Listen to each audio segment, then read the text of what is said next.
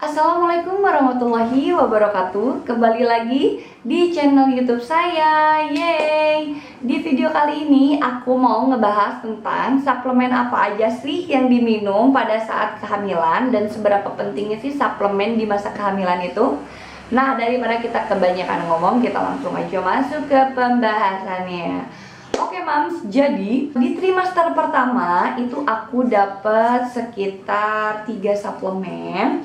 3 suplemen itu terdiri dari asam folat, mereknya kalau nggak salah Folavit yang 400 gram. Fungsinya adalah asam folat itu untuk pembentukan janin, pembentukan tubuh janin supaya tubuhnya sempurna, tidak ada kelainan, tidak ada cacat dan kekurangan apapun. Diharapkan seperti itu. Makanya kebutuhan asam folat pada ibu hamil itu meningkat, maka dari itu harus dikasih suplemennya gitu ya, supaya bisa memenuhi kebutuhan asam folat dari si ibu hamil itu. Nah, yang kedua, aku dikasih suplemen pengencer darah karena menurut dokter aku katanya di masa kehamilan itu memang suka ada pengentalan darah, maka dari itu dikasih si pengencer darah itu. Karena kalau darah kita mengental, otomatis sirkulasi udara yang kita transfer dari plasenta ke bayi kita juga akan terhambat. Selain udara, mungkin nutrisi dan lain sebagainya juga akan terhambat. Maka dari itu darah kita tuh harus selalu stabil, gak boleh mengental gitu ya. Dan suplemen yang ketiga yang diberikan di trimester pertama ini adalah penguat janin. Penguat janin ini kalau nggak salah mereknya Microgress. Jadi fungsinya adalah untuk penguat janin, karena kan di trimester pertama itu kehamilan masih sangat rawan, janinnya masih sangat rentan gitu ya, kayak nggak bisa kecapean sedikit, nggak bisa kesenggol sedikit, nggak bisa jatuh sedikit, itu masih sangat rawan. Maka dari itu dokter juga memberikan suplemen penguat janin. Nah, itu 3 suplemen tadi yang diberikan di trimester pertama. Yang pertama ada asam folat, yang kedua ada pengencer darah, dan yang ketiga ada penguat janin. Nah, suplemen apa yang diberikan di trimester kedua dan ketiga? Jadi, suplemen di trimester kedua dan ketiga itu sama ya. Pertama akan diberikan kalsium dan juga biasanya akan diberikan zat besi untuk menghindari anemia. Nah, kalau yang kalsium, bentar aku kasih dulu contohnya ya. Jadi untuk yang kalsium ini katanya kalsium sih, ini katanya buat kalsium sih. Ini namanya dibacanya Easycal kali ya. Easycal tulisannya. Ini kayaknya buat kalsium.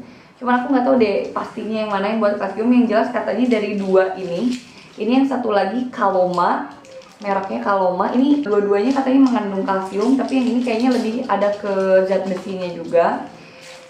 Nah, jadi ini suplemen yang diberikan di trimester kedua dan ketiga. Ini biasanya akan sama sampai nanti lahiran akan diberikan 2 suplemen ini sampai lahiran. Nah, 2 suplemen ini yang nanti akan aku konsumsi sampai melahirkan.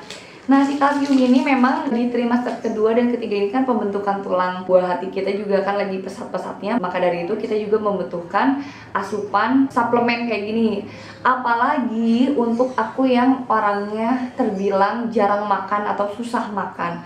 Jadi suplemen itu sangat penting buat aku ya, khususnya buat orang-orang kayak aku. Banyak juga sih sebenarnya ibu-ibu yang kayak makannya bagus banget gitu. Itu tuh kayak suplemen tuh kayak cuman buat apa sih support system doang gitu. Kalau aku tuh kayak oke, aku tuh sadar diri, aku makannya jelek banget, makanya minum suplemen gak boleh sampai ketinggalan ya. Minum suplemen jangan sampai ketinggalan. Makanya aku tuh rajin banget makanin suplemen ini, bener-bener anjuran dokter sehari sekali tuh gak pernah ketinggalan. Karena aku ngerasa aku makannya jelek, sekalinya makan pinginnya yang gak sehat kayak mie, bakso, yang kayak gitu-gitu pinginnya. Bahkan aku juga kan gak makan sayur karena aku alergi sama beberapa sayur, malah jadi ujung-ujungnya gak suka. Maka dari itu suplemen tuh penting banget. Padahal kalau menurut dokter yang namanya suplemen tuh ya sifatnya hanya membantu. Yang sebenarnya harus menutupi itu adalah makanan yang bergizi, dari makanan yang gizinya seimbang gitu. Cuman ya gimana lagi ya, apalagi hamil gitu kan, makannya juga semaunya. Terus makannya biasanya tuh pinginnya yang, ngerti gak sih, yang kita mau gitu, makannya yang gak sehat-sehat, yang dimauinnya tuh yang gak sehat-sehat gitu. Makanya udahlah, sadar sendiri aja gitu. Makanya buat kalian-kalian nih para mami yang lagi hamil, yang sadar banget kalau kalian makannya jelek, suplemen dari dokter jangan sampai ketinggalan. Itu bentuk ikhtiar kita supaya janin bayi di perut kita itu tumbuh menjadi anak yang sehat, sempurna, dan tidak ada kelainan satu hal apapun. Nah, buat kalian yang masih suka lupa minum suplemen, ayo jangan lupa ya. Jangan lupa juga makan makanan yang bergizi. Ini saran untuk diri sendiri. Jangan lupa ya makan makanan yang bergizi ya kamu. Hey. Soalnya aku tuh kalau makan pinginnya nggak bergizi terus, oke? Nah, mams, buat kalian para mami yang lagi hamil, semangat ya kehamilannya. Ayo, mudah-mudahan kita bisa melahirkan anak-anak yang sehat, anak-anak yang cerdas, anak-anak yang bisa menjadi bibit unggul bangsa tentunya dan agama. Buat kalian para pejuang garis 2, semoga Allah cepat memberikan rezeki supaya cepat diberikan keturunan. Oke deh, semangat terus buat kita semua. Kiranya cukup sekian video kali ini. Wabillahi taufiq wal hidayah. Wassalamualaikum warahmatullahi wabarakatuh. Bye bye.